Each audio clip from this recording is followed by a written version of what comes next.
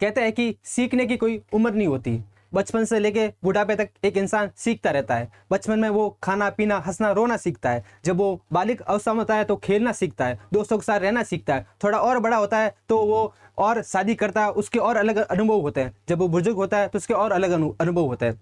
तो ये सीखने की प्रक्रिया है वो निरंतर चलती रहती है। इसी प्रक्रिया को अपन सोशलाइजेशन या समाजीकरण कहते हैं। मैं किशन गहलोत आज आपके साथ बात करूंगा सोशलाइजेशन की, जो सोशियोलॉजी का एक महन कॉन्सेप्ट है। चलिए इस क्लास को शुरू करते हैं।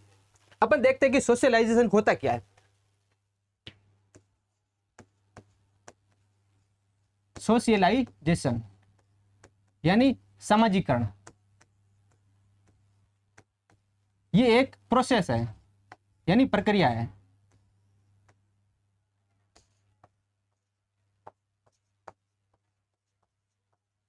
क्या है? प्रक्रिया।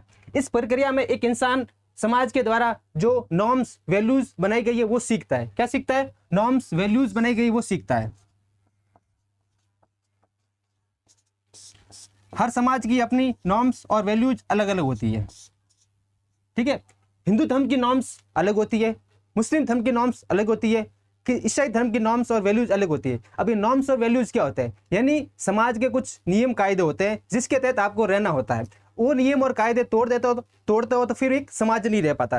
तो एक समाज में रहने के लिए आपको नॉर्म्स और वैल्यूज उसके फॉलो करने पड़ते हैं। अब जब एक इंसान समाज के नॉर्म्स और वैल्यूज फॉलो करता है तो वो चीज़ें जो सीखी है वो उसको प्ले करता है। यानी एग्जाम्पल से समझाता हूँ मैं आपको। जब एक बच्चा स्कूल जाता है तो उसे सिखाया जाता है कि आप ड्रेस पहन के जाओगे, आप शूज पहन के जाओगे। स्कूल में आपको टीचर के साथ किस तरीके से बिहेव करना है, उन्हें किस तरीके से नमस्ते करना है, प्रणाम करना है, ये सारी चीज़ें उसे सिखाई जाती है। वो चीज़ें एक बच्चा सीख के उसको प्ले करता है, उस भूमिका को निभाता है। तो आप कोई भी चीज़ सीख रहे हो ना समाज में, तो उस चीज़ को आप प्ले करते हो, उस भूमिका को प्ले करते हो।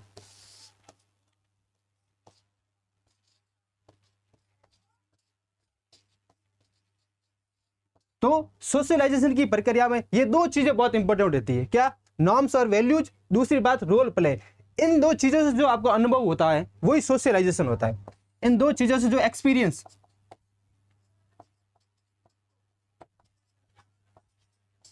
आपको जो एक्सपीरियंस होता है इन दो चीजों से, वही क्या होता है? सोशलाइजेशन, समाजीकरण होता है। तो आपने ये देखा कि सोशलाइजेशन होता क्या है। अब आगे अपन देखते हैं कि सोशलाइजेशन है वो किस तरीके से काम करता है। जब एक इंसान पैदा होता है तो वो एक मांस का टुकड़ा होता है। उसे पता नहीं होता है कि धरती पे क्यों आया हूं मैं, क्या करना है मुझे। तो उसे घर में परिवार में सिखाया जाता है सारी चीज़ें। और जब बड़ा होता है तो एक इंसान बनता है, एक सामाजिक प्राणी बनता है। तो आप ऊपर का एक स्टेटमेंट देखिए कि परिवार से धर्म सीखता है, दोस्तों से कर्म का पता चलता है। ठीक है, तो एक परिवार उसे समाज की रीति रिवाज सिखाता है और दोस्त उसे क्या सिखाते हैं? कर्म कांड। हाँ भाई, कर्म कांड तो आप खूब करते हो, है ना। और आपके दोस्तों ने ही सिखाए होंगे कर्म कांड, आपने भी खूब कर्म कांड किए होंगे। जो बकलोली आप करते रहते हो दिन भर, है ना। तो ये बकलोली आप दोस्तों से सीखते हो। तो ये सारी प्रक्रिया सोशलाइजेशन है।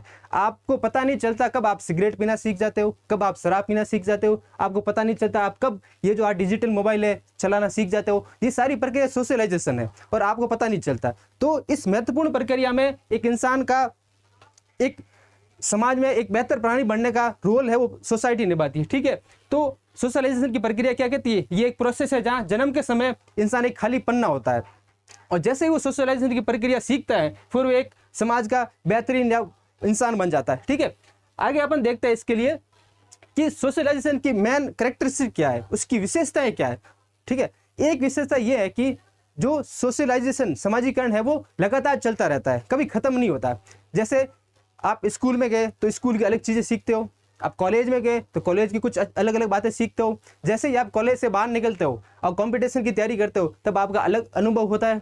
उसके बाद जैसे आप शादी करते हो उसका एक अलग अनुभव होता है। जब आप पिता बन जाते हो तो उसका अलग अनुभव होता है। जब आप दादा बन जाते हो तो उसका एक अलग अनुभव होता है। तो ये प्रक्रिया निरंतर चलती रहती है, यानी ये एक लाइफ लॉन्ग प्रोसेस है। सोशलाइजेशन है वो एक लाइफ लॉन्ग प्रोसेस है, जीवन भर चलता रहता है, कभी ये खत्म नहीं होता है। ठीक है, दूसरी विशेषता ये है कि ये आपके बिहेवियर को कंट्रोल करता है, आपके व्यवहार को कंट्रोल करता है। मैंने फर्स्ट एक बात बताई थी, नॉर्म्स और वैल्यूज। समाज में नॉर्म्स और वैल्यूज इसलिए होते हैं ताकि एक इंसान अच्छे से बिहेव कर सके, उसके व्यवहार को कंट्रोल किया जा सके ताकि वो गलत काम नहीं कर सके। आज अपन देखते हैं अपने समाज में रेप, रेप जैसी घटनाएं बढ़ रही है, क्योंकि अपने नॉर्म्स और जो वैल्यूज है कमजोर है, इसकी वजह से ये सारी घटनाएं बढ़ रही है। अपन किसी भी इंसान के व्यवहार को कंट्रोल नहीं कर पा रहे। तो ये सोशलाइजेशन अगर उस इंसान का अच्छा होता, अगर जो रेपिस्ट है उसका सोशलाइजेशन अच्छा होता तो वो रेपिस्ट नहीं बन पाता, ठीक है। तो उसके लिए ये जो सोशलाइजेशन है वो एक इंसान के बिहेवियर को कंट्रोल करता है। तीसरी महत्वपूर्ण विशेषता क्या है? कल्चर का ट्रांसफॉर्मेशन होता है। जब आप जन्म लेते हैं तो आपके परिवार में आपके घर वाले आपको सिखाते हैं कि अपनी संस्कृति क्या है, अपनी संस्कृति में किस तरीके से कपड़े पहनने हैं आपको, आपकी भाषा क्या वो सिखाई जाती है ना। तो ये सारी चीजें आपको सिखाई जाती है। और आपके पिताजी की जनरेशन अलग थी, आपकी जनरेशन अलग है, तो आपके पिताजी ने जो अपनी जनरेशन की चीजें थी अच्छी अच्छी, वो आपको सिखाते हैं कि आप भी इसको फॉलो करो। और जब आप सीख जाते हो और आप पिता बन जाते हो तो अपने बच्चों को वो संस्कृति सिखाते हो, तो संस्कृति का आदान प्रदान होता रहता है। तो सोशलाइजेशन की प्रक्रिया में संस्कृति भी आगे बढ़ती है, ठीक है। ये तीसरा पॉइंट इंपॉर्टेंट हो गया। चौथा इंपॉर्टेंट पॉइंट ये है कि इनफॉर्मल और फॉर्मल चीजें सीखते हो।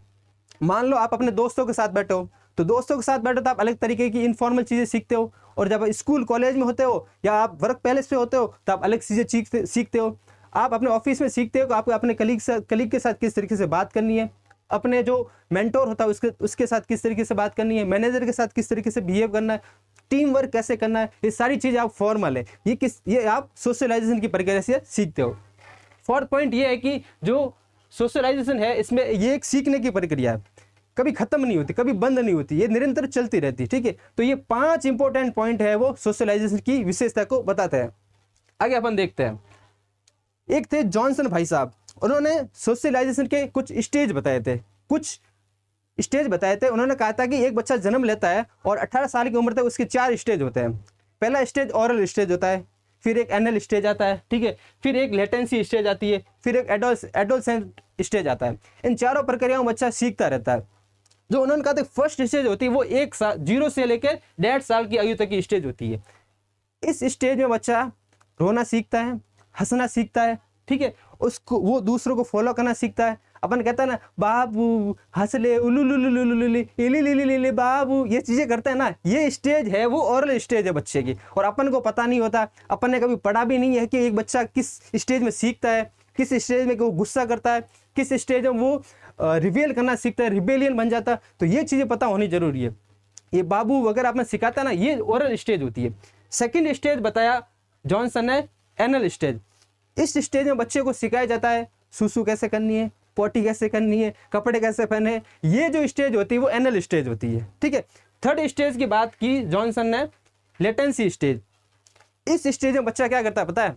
इस स्टेज में बच्चा अपने दोस्तों के साथ ग्रुप बनाता है, आसपास के अपना चाचा ताऊ के बच्चे के साथ ग्रुप बन जाता है, उसके जो मोहल्ले के दोस्त है उसके साथ उसका ग्रुप बन जाता है, उनके साथ खेलना शुरू करता है। और इसी स्टेज में वो एक अच्छा स्ट्रॉन्ग ग्रुप बना देता है। आपने तारक मेहता का चश्मा देखा होगा ना, उल्टा चश्मा, उसमें जो स्टार्टिंग वाला टप्पू होता है ना, वो जो ग्रुप देखा है ना आपने, वो जो टप्पू की स्टेज है ना, वो स्टेज है वो उसकी लेटेंसी स्टेज है, ठीक है।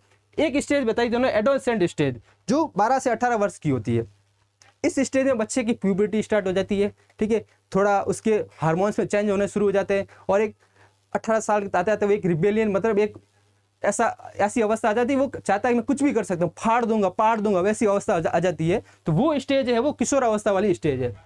तो जॉनसन ने 4 स्टेज बताई थी सोशलाइजेशन की। कुछ जनरल स्टेजेस भी है जो अपन देखते हैं आगे, ठीक है। एक यही ओरल स्टेज के बारे में डिटेल से बात करते हैं अपन, ठीक है। जब बच्चा जन्म लेता है तब वो बच्चा बिल्कुल होपलेस होता है, वो इंडिपेंडेंट होता है, किस पे? अपनी मदर पे डिपेंड करता है। वो चाहता है कि भाई तुम मुझे सुसु पोटी सब तुम ही करा लो, मेरे से कुछ नहीं होने वाला है, ठीक है, तुम मुझे खिला दो पिला दो, मुझे तो पता नहीं मैं धरती पर आया क्यों हूँ, ठीक है। तो इस स्टेज को अपन ओरल स्टेज कहते हैं। और इस स्टेज में बच्चे को प्रोटेक्शन की जरूरत होती है, ठंड से बचाने की जिम्मेदारी माता की होती है, बच्चा गिर नहीं जाए, उसके कहीं चोट नहीं लग जाए, इसकी जिम्मेदारी भी माता की होती है, ठीक है। इसी स्टेज में बच्चा क्या करता है? कम्युनिकेट करने के लिए, जब उसको भूख लगती है तो वो रोता है, ठीक है, उसका कहीं दर्द हो रहा है तो रोता है, अगर उसको सुसु आती है तो भी रोता है, पोटी आती है तो भी रोता है। तो उसके कम्युनिकेशन का जो स्टेज है ना, वो उसकी स्टेज होती है कराई रोना होता है। सेकेंड स्टेज होती है वो एनल स्टेज। इस स्टेज में बच्चा सीखता है।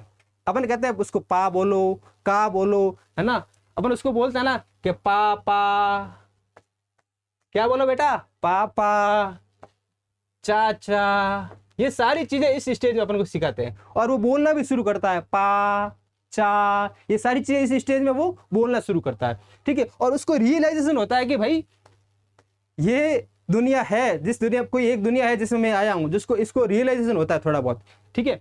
उसके साथ इस स्टेज में उसकी ट्रेनिंग चलती है। किसकी ट्रेनिंग चलती है? खाने की, ईटिंग की ट्रेनिंग चलती है, ठीक है। पानी पीने की उसकी स्टेज चलती है, बेटा पानी ऐसे पीना है, बेटा ऐसे चम्मच से खाना है, बेटा इस हाथ से नहीं इस हाथ से खाना है, ठीक है। ये कपड़ा इस तरीके से पहनना है, चप्पल इस, और आपने देखा होगा ना बच्चे क्या करते हैं, उल्टे चप्पल पहन लेते हैं, बहुत बार देखा होगा। तो उसे अपन सिखाते हैं, बेटा ये सीधा पैर है, ये राइट पैर है, ये लेफ्ट पैर है, इसमें ये पहनना है, इसमें ये पहनना है। तो ये सारी चीज़ें है ना एनुअल स्टेज में सिखाई जाती है।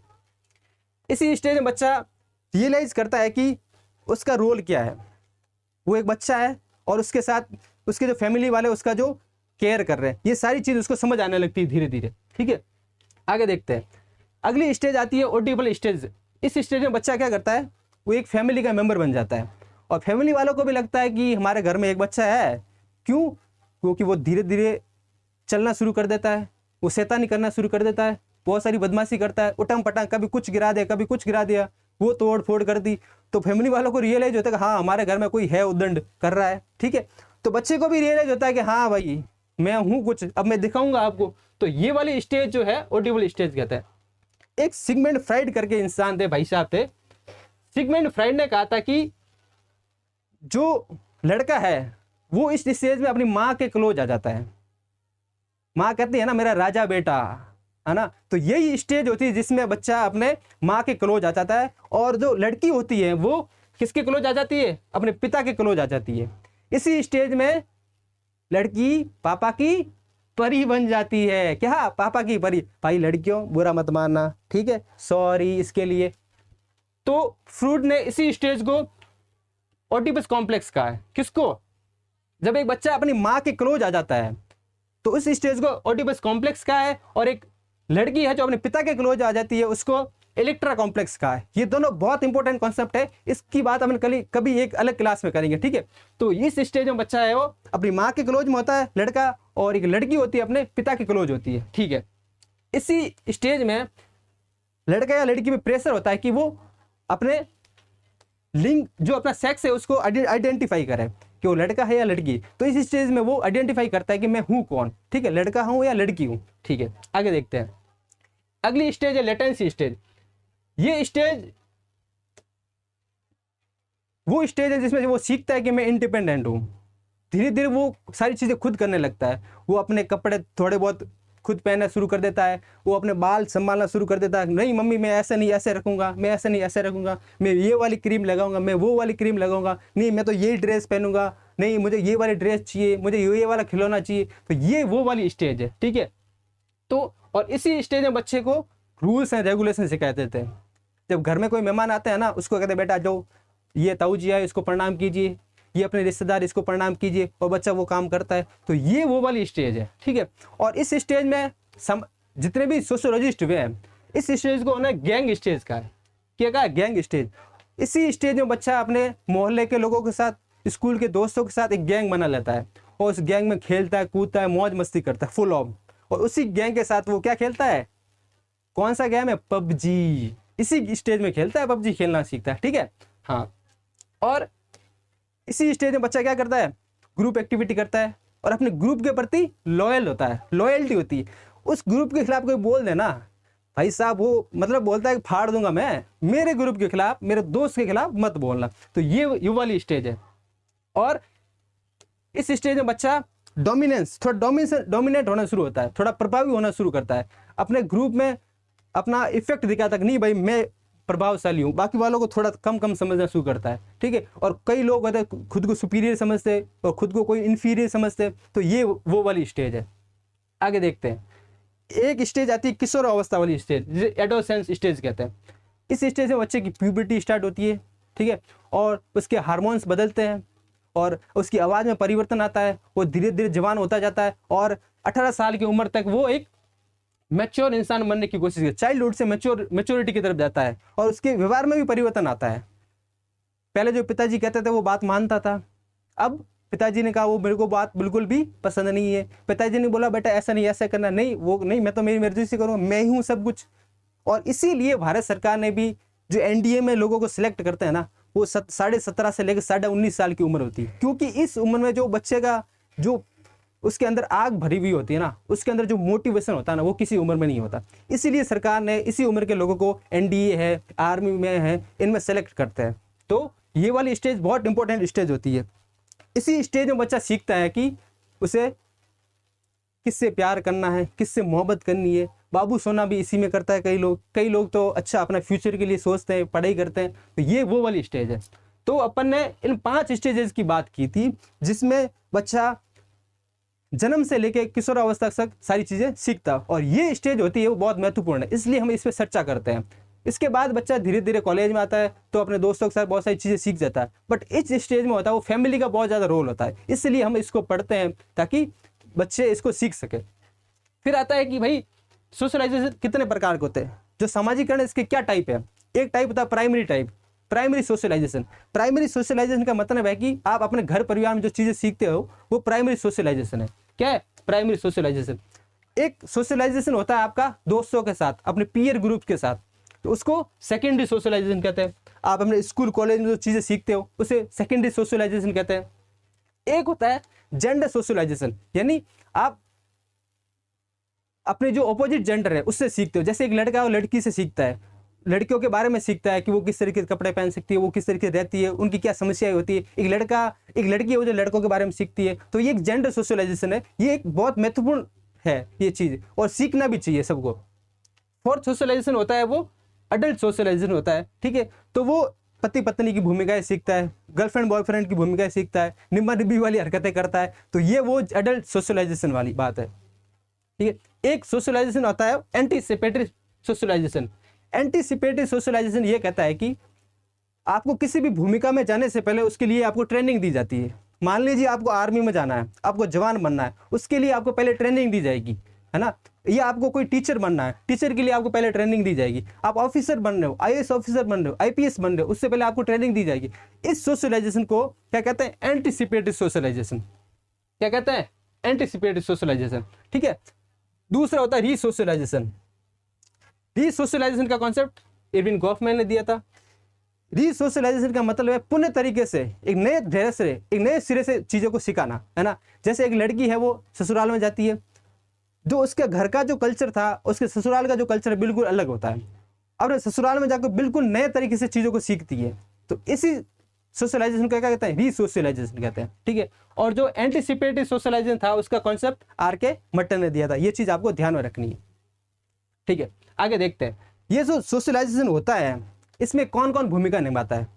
एक तो आपका परिवार होता है, एक आपका पीयर ग्रुप्स होता है, ठीक है, एक आपका जो स्कूल होता है वो भूमिका निभाता है, एक आपका मास मीडिया वो भूमिका निभाता है। 4 चीज़ें होती है जो आपके सोशलाइजेशन में बहुत महत्वपूर्ण होती है। फर्स्ट कौन सी है? फैमिली। फैमिली आपको बेसिक चीज़ें सिखाती है, ठीक है। पीयर ग्रुप्स आपको सिखाता है, विद्यालय या स्कूल कॉलेज ये आपको सिखाता है। मास मीडिया आज के टाइम मोबाइल हो गया, यूट्यूब हो गया, चैट जीपीटी हो गया, ये भी आपको सिखाता है, इससे भी लोग सीखते हैं। तो ये सारी चीज़ें हैं वो आपके सोशलाइजेशन में बहुत महत्वपूर्ण होती है।